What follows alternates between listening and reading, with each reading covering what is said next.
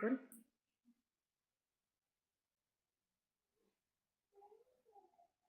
Ya. Bismillahirrahmanirrahim. Assalamualaikum, selamat siang Bu Eka.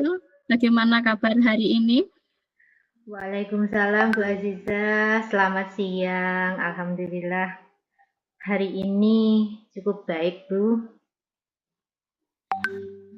Iya. Begini Bu Eka, kira-kira pada pertemuan ini apa yang akan kita bahas? Mungkin ada sesuatu yang Bu Eka bisa sampaikan ke saya. Begini Bu Aziza, sebenarnya saya minta maaf nih mengganggu waktunya Bu Aziza. Mungkin saya Bu, saya itu butuh teman untuk cerita permasalahan saya di sekolah itu Bu. Kebetulan saya itu kan mengajar di kelas 3. Tahun ini itu kelas 3 mulai dengan kurikulum baru, kurmer, dan itu adalah pengalaman baru Bu bagi saya tentunya, dan fasenya juga fase B. Nah ini itu saya itu kok merasa kesulitan ya Bu untuk menerapkan kurikulum merdeka di jenjang SD ini. Itu saya tuh kok merasa bingung dalam karena baru kan Bu, jadi mau menyusun ATP dan sebagainya tuh saya tuh masih kesulitan Bu. Seperti itu Bu Aziza. Oh iya. Makanya saya ingin bercerita dengan jenengan. Iya. Sebelum bercerita, begini Bu, yang saya dengar Ibu dulu dari SMP ya. Mungkin ini sesuatu yang baru ketika masuk di SD. Begini, sebelum Bu Eka bercerita lebih lanjut tentang bagaimana penerapan kurikulum merdeka di di SD, saya akan mencoba untuk mindfulness terlebih dahulu supaya apa? Agar kita nanti bisa rileks dan sama-sama, saya rasa gini, ketika nanti percakapan kita itu nanti membutuhkan fokus sehingga kita bisa benar-benar fokus di situ. Baik Bu Ika, akan saya mulai saja.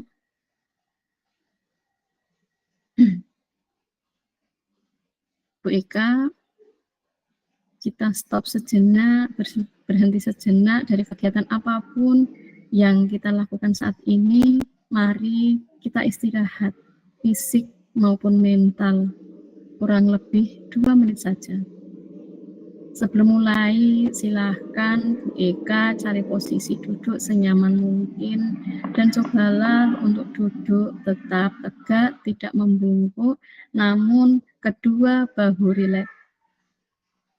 Rasakan kursi yang menopang tubuh Bu Eka, rasakan kedua telapak kaki bertumpu pada lantai. Silahkan letakkan tangan pada pangkuan atau di atas meja supaya lebih rileks. Silakan pejamkan mata jika merasa nyaman atau cukup arahkan pandangan ke bawah. Rileks, amati nafas masuk dan keluar. Bernafaslah seperti biasa. Saat bernafas, rasakan udara masuk dan keluar melalui lubang hidung. Rasakan abdomen yang turun naik saat bernafas. Mari nafas lebih pelan dan dalam, rasakan perut mengembang dan mengempis saat bernafas. Bernapas dalam 4 hitungan, menghembuskan dalam 4 hitungan juga. Amati tubuh yang terasa lebih rileks saat mengeluarkan nafas. Mulai dari otot wajah, sekitar dahi, kelopak mata, pipi, rahang, dan dagu. Kemudian kedua bahu, lengan atas, dan jari jemari Anda. Amati napas yang lebih tenang dan pelan. Amati perasaan Bu Ika saat ini. Amati pikiran Anda, Bu Ika saat ini. Apakah yang Bu Ika pikirkan saat ini? Apakah pilihan yang akan Bu Ika lakukan setelah ini? Baik, kita akhiri lagi dengan 1 kali napas yang lebih panjang dan perlahan. Silahkan lanjutkan kembali kegiatan dengan membawa perasaan yang lebih tenang, pikiran lebih fokus, dan tubuh yang rileks. Cukup? Bu Eka, bagaimana setelah saya adakan mindfulness ini tadi? Perasaannya bagaimana? Alhamdulillah Bu, setelah mengikuti arahan dari jenengan tadi, perasaannya lebih plong, saya lebih rileks, saya bisa bercerita dengan jenengan dengan santai hari ini. Oke, iya, kita bisa lanjutkan. Tadi sedikit saya bisa menangkap dari pembicaraan Bu Eka bahwa Bu Eka itu dari SMP ke SD kebetulan mengajar di kelas 3 yang kebetulan juga kelas 3 itu baru kurikulum merdekanya baru tahun ini nggih. Monggo Bu Eka kira-kira nggih. Silahkan ceritakan dan insya Allah saya siap mendengarkan. Monggo silahkan. Terima kasih Bu Azizah sudah berkenan untuk mendengarkan cerita saya. Begini Bu, ya betul sekali apa yang disampaikan Bu Azizah tadi, bahwa sebelumnya saya kan memang di SMP Bu, memang, dan kemarin di SMP dan sekarang di SD. Nah, itu kan berbeda fase. Nah, kemarin saya di fase D, sekarang di fase B. Terus di kelas 3 itu kan baru Bu, kemarin saya kan masih tematik. Nah, sekarang sudah kurmer, itu kok rasanya ketika mau membuat modul ajar itu kan masih referensinya itu kan masih sedikit Bu. Kita cari di PMM pun kan masih belum banyak itu loh Bu. Jadi itu saya tuh kadang bingung mau mulai dari mana Bu untuk menyusun ATP yang sesuai dengan karakteristik murid-murid saya. Itu saya juga masih belum begitu paham Bu. Jadi seperti itu Bu Azizah mungkin cerita saya hari ini. Bagus sekali Bu Eka. Tadi penjelasannya sudah rinci. Nah sekarang gini, tujuan Bu Eka sendiri ingin meningkatkan pemahaman mengenai kurikulum merdeka, ya? Tujuannya seperti itu, nggih. Iya, nggih Bu. Tujuan saya nggih untuk pemahaman saya ke menerapkan kurikulum ini tuh seperti apa. Saya itu ingin menerapkan kurikulum ini agar berpihak pada murid, seperti itu. Oke, terima kasih. Apa Bu Eka sudah melakukan tujuan tersebut? Saya Tadi kan Bu mau berpihak pada murid, pembelajaran yang berpihak pada murid. Nah, Bu Eka sudah melakukan untuk mencapai tujuan tersebut? Saya itu sudah Bu, saya mencoba mempelajari secara mandiri melalui platform Merdeka Mengajar, seperti itu Bu. Saya mempelajari modul-modul yang ada di situ. Namun gimana nggih Bu, saya rasa kok belum begitu efektif gitu Bu. Saya masih bingung kalau disuruh untuk belajar sendiri itu, saya masih sulit Bu. Iya. Terus Bu Eka, kira-kira yang dibutuhkan untuk mencapai tujuan tersebut itu apa? Saya itu gini Bu, ingin membutuhkan strategi bagaimana yang tepat kira-kira dalam menyusun alur tujuan pembelajaran, terus menyusunnya pada modul ajar itu bagaimana yang sesuai dengan kebutuhan belajar murid saya Bu. Tentunya murid di SD itu kan nggih, ya seperti yang Bu Azizah ketahui nggih, murid di SD seperti itu. Saya juga perlu beradaptasi dengan mereka agar kebutuhan belajar mereka itu bisa terakomodasi dengan baik. Baiklah, mari kita bahas strategi bagaimana menyusun alur tujuan pembelajaran agar sesuai dengan kebutuhan murid. Pertama, kita itu memahami penyebab kesulitan penyusunan ATP tersebut. Nah, apakah karena belum membaca juknis mengenai kurikulum baru atau apakah karena belum mengikuti pelatihan yang baik, baik daring maupun luring? Menurut Bu Ika bagaimana? Kalau menurut saya mungkin tuh kalau secara daring, saya itu secara mandiri saya sudah Bu melalui platform Merdeka Belajar itu. Mungkin kelihatannya saya itu yang perlu pelatihan tuh secara daring dan luring itu loh Bu yang belum saya ikuti. Oke. Baik, jika demikian rencana Bu Ika sendiri selanjutnya agar siswa itu dapat lebih memahami tentang kurikulum baru tersebut. Rencananya bagaimana? Kalau Bu Ika? Gini Bu, rencana saya itu agar lebih memahami penyusunan ATP dan modul ajar maupun perangkat ajar yang di kurikulum Merdeka ini, saya itu, nggih, tadi saya kan sudah mempelajari di platform Merdeka Mengajar, terus saya itu akan lebih aktif lagi Bu untuk mengikuti webinar-webinar itu Bu yang ada di situ kan biasanya ada itu saya akan mengikuti Bu. Terus juga saya juga akan berkolaborasi. Nah, di sekolah kebetulan juga ada kombel. Ini saya juga sudah mulai mengikuti kombel-kombel di sekolah maupun yang ada di KKG Bu. Iya. Baik, Bu Ika, sedikit yang saya tangkap, Bu Ika akan mempelajari modul pada platform belajar, terus aktif mengikuti webinar, karena di sekolah juga ada kombel maupun KKG gitu ya. Iya, Nah, iya. selanjutnya upaya apa yang mungkin Bu Ika kembangkan agar lebih memahami kurikulum baru? Ya, gimana Bu Saya Ika? itu berupaya berpartisipasi aktif Bu. Berbagi praktik baik secara daring maupun luring. Terus serta itu tadi Bu, saya berkolaborasi dengan tentunya rekan sejawat yang mungkin lebih memahami dan mendalami tentang kurikulum baru ini. Ya, jadi intinya berpartisipasi aktif nih dalam berbagai praktek baik secara daring maupun luring serta berkolaborasi dengan rekan sejawat agar lebih mendalami kurikulum baru. Nah, apa harapan Bu Ika setelah pertemuan kita hari ini? Setelah pertemuan hari ini, saya berharap bisa mengimplementasikan Merdeka Belajar pada pembelajaran yang berpihak pada murid di kelas saya, Bu.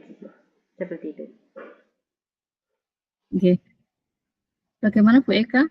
Apakah kira-kira Bu Eka itu sudah mempunyai gambaran tentang kurikulum baru yang akan Bu Eka lakukan? Insya Allah Bu, kali ini kok saya sudah ada pencerahan dan saya memiliki gambaran ke depannya. Baik, ya oke, baik menurut Bu Eka. Apa yang dapat kita sepakati bersama pada pertemuan kita hari ini? Menurut saya kita dapat memahami Bu, memahami dulu apa muatan dari kurikulum baru ini, kemudian kita juga bisa menentukan langkah selanjutnya dan mencari solusi seperti apa yang sudah diperbincangkan tadi sama Mbak Aziza.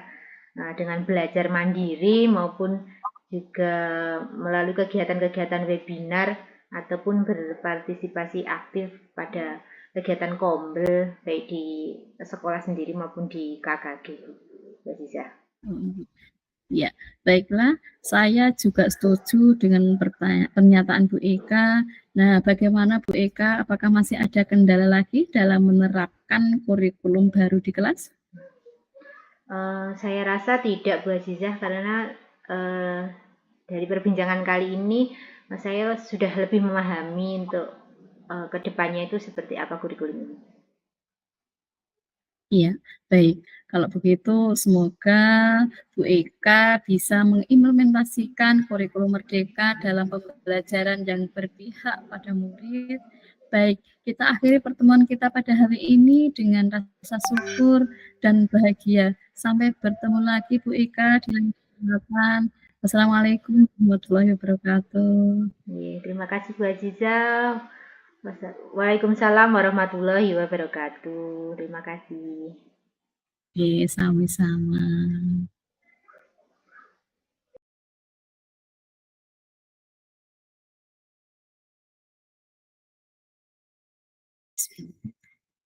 Assalamualaikum, selamat siang Bu Eka. Waalaikumsalam, selamat siang Bu Azizah.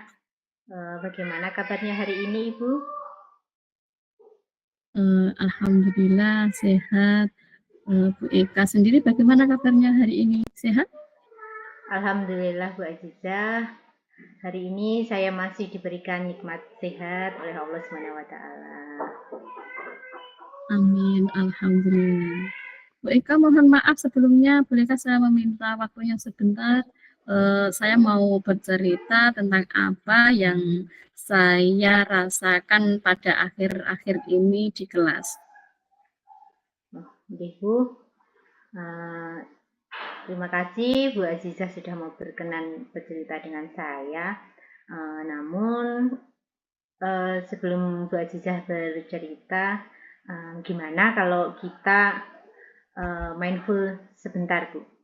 Kelihatannya supaya Bu Azizah ini lebih rileks dan nanti ceritanya itu bisa lebih bersemangat lagi dan bisa mengeluarkan apa yang ingin Ibu sampaikan. Bagaimana Bu Azizah? Oke, siap. Ya, siap Bu Eka. Nah, kayak gitu kita teknik stop sebentar Bu Azizah. Ya, baik Bu Azizah, kita stop sejenak dari kegiatan apapun yang Anda lakukan saat ini. Mari istirahatkan fisik dan mental kurang lebih 2 menit saja. Sebelum mulai, silahkan Ibu Azizah cari posisi duduk senyaman mungkin dan cobalah untuk duduk tetap tegak, tidak membungkuk namun kedua bahu rileks. Rasakan kursi yang menopang tubuh Anda. Rasakan telapak kaki bertumpu pada lantai. Silahkan letakkan tangan Anda pada pangkuan atau di atas meja dan rileks. Silahkan pejamkan mata jika merasa nyaman atau cukup arahkan pandangan ke bawah dan rileks. Amati nafas masuk dan keluar. Bernafaslah seperti biasa. Saat bernafas, rasakan abdomen yang turun naik. Mari bernafas lebih pelan dan dalam. Bernafas dalam hitungan 4 kali hitungan dan hembuskan dalam 4 hitungan juga. Amati tubuh yang terasa lebih rileks saat mengeluarkan nafas, mulai dari otot wajah, sekitar dahi, kelopak mata, pipi, rahang, dan dagu.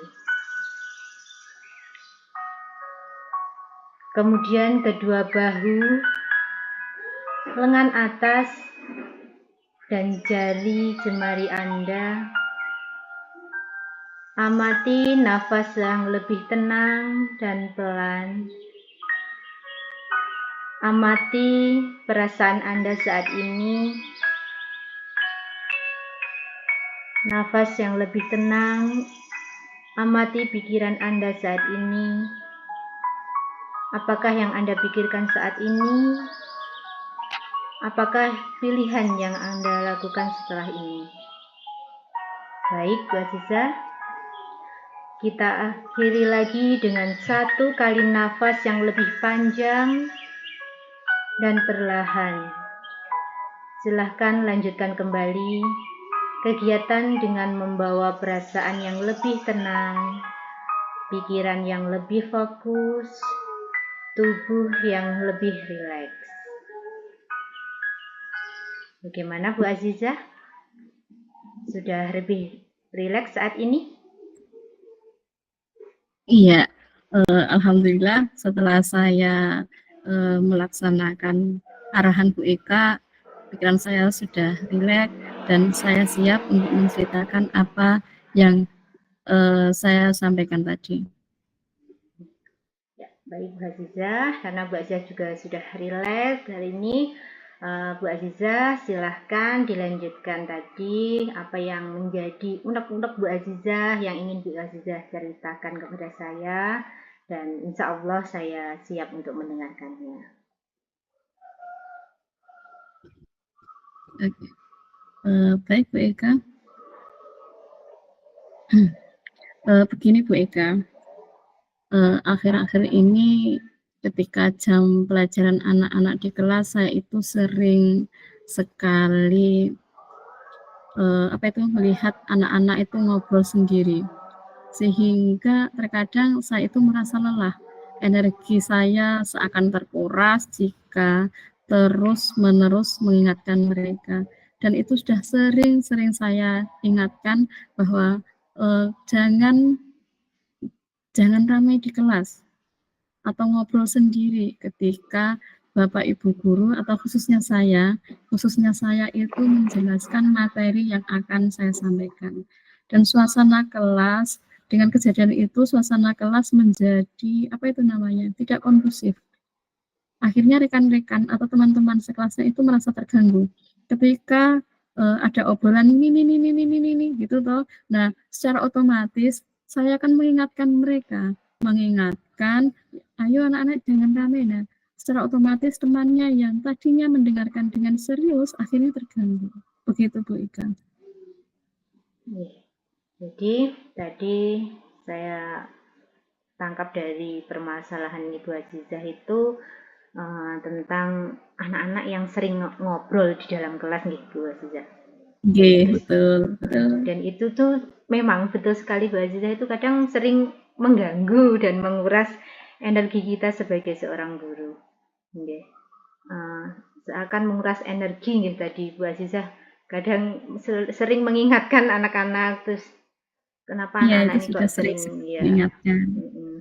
Terus lantas dari apa yang Bu Azizah alami tadi, apa yang Bu Azizah harapkan dari obrolan kita hari ini, Bu? Begini Bu Eka, saya berharap ada solusi bagaimana menghadapi anak-anak yang sering ngobrol di kelas tadi. Dan saya ingin meningkatkan kompetensi siswa dalam manajemen kelas khususnya di kelas saya. Begitu Bu Eka.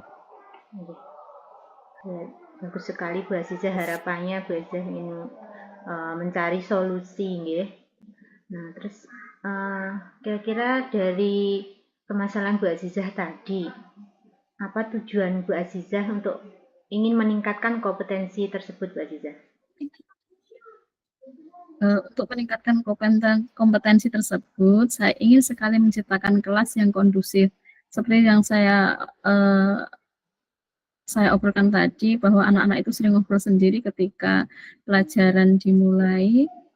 Saya ingin meningkatkan kondusif kelas yang menyenangkan. Oke, berarti Bu Azizah ingin bagi siswa. Jadi kelasnya itu kondusif gitu loh, seperti itu. Biar lebih kondusif lagi ya Bu ya, gitu. Ya, dan menyenangkan. Ya, tentunya menyenangkan bagi siswa. Baik Bu Azizah, jadi apa sih yang sudah Ibu Azizah lakukan untuk mencapai tujuan Bu Azizah tadi dalam menerapkan agar siswa itu bisa lebih kondusif di kelas? Ya, agar kelas saya menjadi kondusif, saya sudah mencoba berbagai metode pembelajaran, tetapi belum ada yang benar-benar efektif. Berarti Bu Azizah sudah mencoba nggih, ternyata sudah dicoba, berarti tapi belum efektif gitu nggih. Terus apa sih yang menjadi tantangan menurut Ibu dalam mencapai tujuan tersebut, Bu? Tantangan saya merasa masih kesulitan untuk mengendalikan siswa yang suka berbicara saat pelajaran berlangsung tadi. dan anak-anak itu tidak memperhatikan pembelajaran. Bu Azizah masih kesulitan untuk mengendalikan anak tadi nggih. Lantas Oke. apa yang Bu Azizah butuhkan di sini untuk mencapai tujuan tersebut Ibu? Yang saya butuhkan adalah sebuah strategi untuk mengendalikan siswa yang suka berbicara saat pelajaran berlangsung. Bu Azizah membutuhkan strategi untuk mengendalikan anak tadi nggih Bu. Seperti itu nggih mungkin maksudnya. Iya. Terus menurut Bu Azizah sendiri nih dari apa yang sudah diobrolkan Bu Azizah, hal apa yang membuat anak-anak di kelas Bu Azizah itu kok sering mengobrol saat pembelajaran itu kira-kira apa sih Bu yang membuat mereka itu kok sering ngobrol sendiri itu menurut jenengan itu apa? Setelah saya amati, saya berpikir karena mereka itu tidak memahami, bukan yang tidak memahami, kurang memahami materi pembelajaran yang saya sampaikan.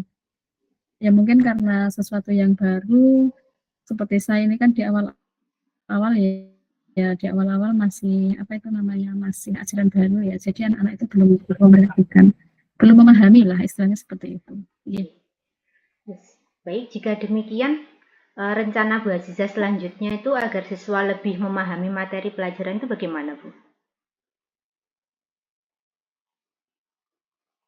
Rencana saya agar siswa memahami pelajaran, saya menggunakan metode pembelajaran yang lebih bervariatif agar siswa tidak bosan dengan cara menemukan inovasi baru.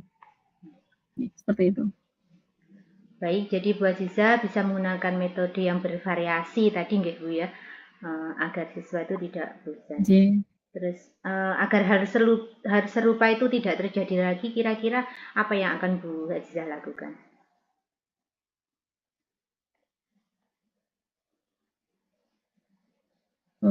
Saya akan berupaya membuat media pembelajaran yang interaktif sehingga siswa lebih terlibat dalam proses pembelajaran. Jadi membuat media pembelajaran yang interaktif. Terus apa komitmen Bu Azizah terhadap rencana Ibu saat ini?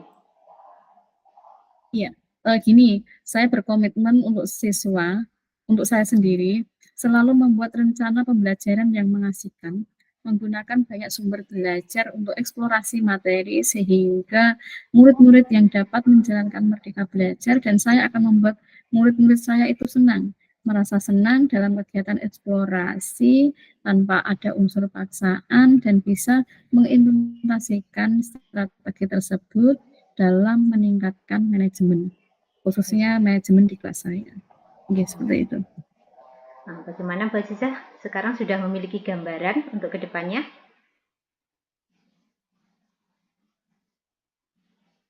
Insya Allah, iya Bu Eka, saya sudah memiliki gambaran. Terus apa yang bisa kita sepakati Bu Azizah dari pertemuan kita hari ini? Yang kita sepakati dalam pertemuan hari ini menurut saya kita dapat memahami dulu apa penyebabnya siswa tersebut sering ngobrol di kelas, kemudian bisa menentukan langkah selanjutnya dalam mencari solusi seperti yang sudah diperbincangkan tadi Bu, dengan cara metode pembelajaran yang bervariasi, inovatif, serta media pembelajaran yang lebih interaktif agar anak-anak tidak bosan di kelas. Baiklah Bu Azizah, saya setuju dengan pendapat penjenengan. Terus apa masih ada kendala lagi Bu? Untuk sementara ini saya tidak ada Bu Eka. Saya sudah lebih memahami dari perbincangan kita hari ini. Baik, kalau begitu, kalau Bu Azizah sudah memahami dan tidak ada kendala, semoga Bu Azizah bisa meningkatkan manajemen kelasnya dengan baik dan tentunya dengan rasa syukur dan bahagia. Baik Bu Eka, terima kasih telah meluangkan waktunya. Cukup gitu aja. Saya pamit. Assalamualaikum warahmatullahi wabarakatuh. Waalaikumsalam warahmatullahi wabarakatuh. Terima kasih Mbak Oke, Nida. terima kasih. Ya, Yes. sama-sama.